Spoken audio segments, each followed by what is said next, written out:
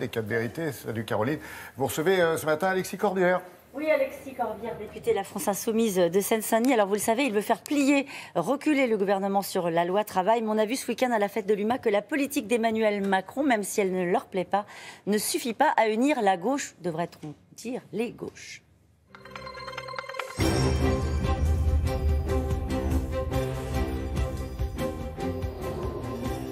Bonjour Alexis Corbière. Bonjour, ça va Oui, ça va, c'est vous. Bon, ce week-end sera une semaine importante pour la contestation sociale. Ce matin, les routiers lancent un premier mouvement d'action contre la loi travail. Ils commencent par des distributions de tracts, mais ils promettent de bloquer notamment les dépôts de carburant la semaine prochaine. Vous avez besoin d'eux pour faire reculer le gouvernement ? Besoin que tous les Français se mobilisent et comprennent bien le danger que ça représente. Il y a 18 millions de salariés en danger, j'ai envie de dire. Cette remise en cause du Code du travail va bouleverser totalement notre société. Ça va amener une généralisation de la précarité. Ça ne va pas créer d'emplois. Ça va dévorer en quelque sorte les emplois fixes pour les précariser. Ça va continuer à faire augmenter le chômage. Des licenciements abusifs seront moins indemnisés qu'auparavant. Qu'est-ce qu'on va y gagner? Les gens qui travaillent sur ce plateau, ils sont nombreux ce matin. Est-ce que vous souhaitez qu'ils soient dans des CDD renouvelés en permanence, licenciés sans motif valable, avec uniquement une possibilité de plafonnement pour l'employeur, de dire je sais désormais combien ça coûte, les prud'hommes ne serviront plus à rien. Tout ça, c'est quand même un bouleversement total de l'ordre social. Je considère qu'il n'y a pas une majorité là-dessus, donc il faut le dire. Alors il y a un problème, parce que, pardonnez-moi, je vous coupe, 60% des Français pensent, vont dans votre sens, ils pensent que les ordonnances vont accroître la précarité. Oui. Mais dans le même temps, ils sont un tiers seulement à soutenir le mouvement social. Ça veut dire qu'ils sont d'une certaine manière un peu résignés. Les Français. Mais je vais vous dire, quand il y a 6 millions de chômeurs, quand les fins de mois sont difficiles, je comprends les gens qui n'arrivent pas à se mettre en grève en semaine. Mais franchement, je comprends ça très bien. Il n'y a aucun problème. Et moi, j'ai l'honneur d'être député. C'est facile pour moi de venir pour vous le matin. Je suis indemnisé pour ça, confortablement indemnisé. Je ne fais pas la leçon aux gens. C'est pas ça mon sujet. Justement, j'essaie de manifester un optimisme en disant voilà, on essaye. Il y a des journées syndicales. Nous, on fait ça un samedi. On n'est pas obligé de se mettre en grève. On peut venir avec les enfants, quel que soit ce qu'on fait dans la vie. On se retrouve, on fait une grande fête populaire, mouvement citoyen pour dire non à ce que fait Macron. Voilà. Et ça permet à chacun de venir dans la lutte, dans la protestation populaire, un peu à sa façon. Mais qu'est-ce que ça raconte ce chiffre-là aussi? Que les Français se disent on a voté, on a fait une campagne électorale, on a voté, il y a eu une présidentielle, il y a eu des législatives. C'est la réalité crue de ce vote quand on le regarde dans le détail. Moi, je vous assure, je vais essayer de finir ma question. Il y avait le Premier ministre qui était à votre place la semaine dernière et qui disait à un moment donné, il ne faut pas contester la démocratie telle qu'elle est. Il y a eu un vote, il y a eu une décision elle-même des Français. Ouais.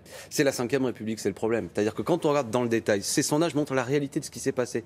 Quand on regarde dans le détail, alors je mets le préambule parce que je crois qu'on me dit ça concerne aussi le score de Jean-Luc Mélenchon, le mien, etc. Ouais. Mais l'abstention et tout ça. Regardez ce qui s'est passé au premier tour, M. Macron. Et je ne conteste pas qu'il soit le président actuel de la Ve République. Il obtient 24% des voix des exprimés, 18% des inscrits. Et après, au second tour, il est face à Mme Le Pen, avec quand même un rejet de Mme Le Pen plus qu'une adhésion à M. Macron.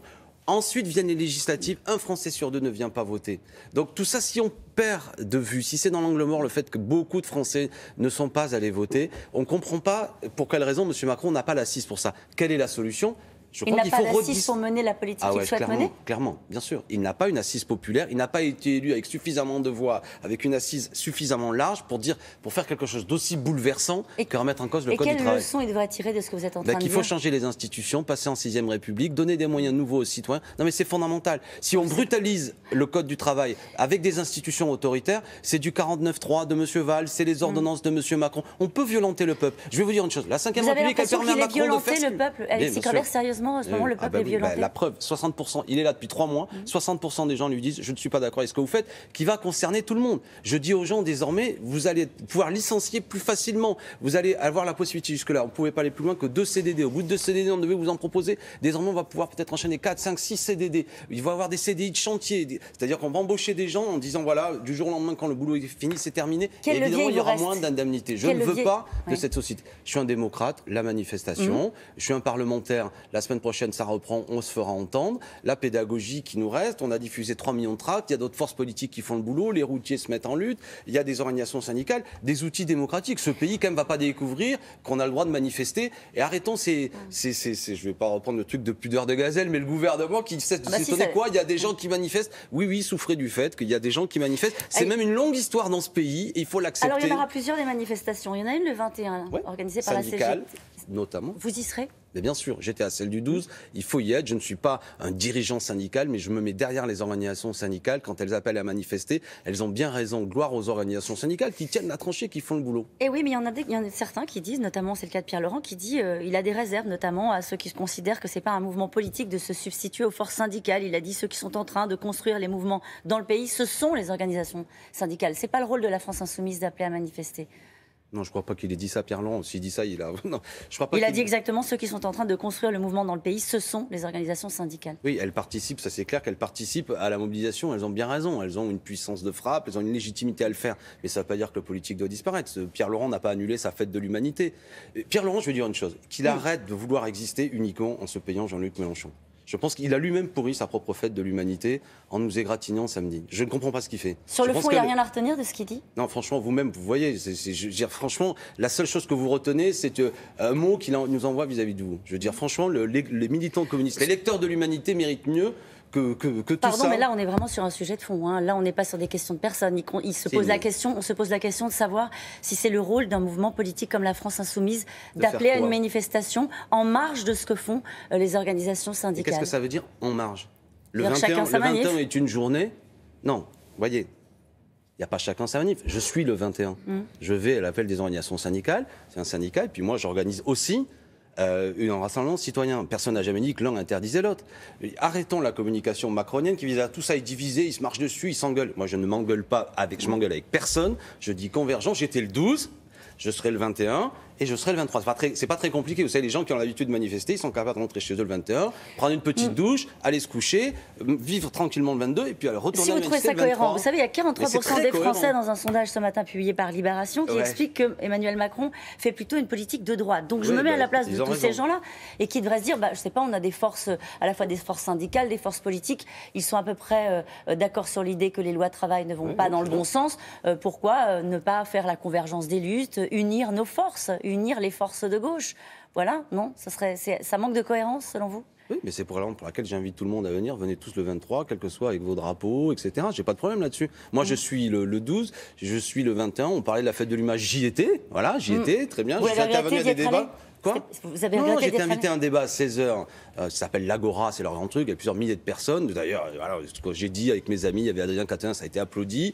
Contre le code du travail, j'ai pas de problème, vous savez. Je suis pas dans la polémique avec la petite équipe de direction du PC. Les gens qui étaient présents, eux, ils étaient très contents qu'on soit là. Et Jean-Luc Mélenchon était à La Réunion, je tiens à le dire, où il a fait un beau meeting, où il a fait vraiment une belle tournée. Il y a 1 million d'habitants à La Réunion, et c'était une belle idée d'y aller. Pierre Laurent imagine le PC en pivot d'une gauche anti-Macron. Est-ce que c'est le rôle du Parti communiste ou est-ce que c'est la France insoumise? Comment est-ce que vous voyez la recomposition de la gauche? Il y a besoin d'une recomposition? C'est pas mon sujet. Je ne sais pas ce que ça veut dire. Pour moi, c'est devenu un charabia qui ne veut rien dire. Non, franchement. C'est-à-dire que mon travail n'est pas d'aller voir le PS, me mettre d'accord avec lui, d'aller voir des chefs de débat plumes, des directions.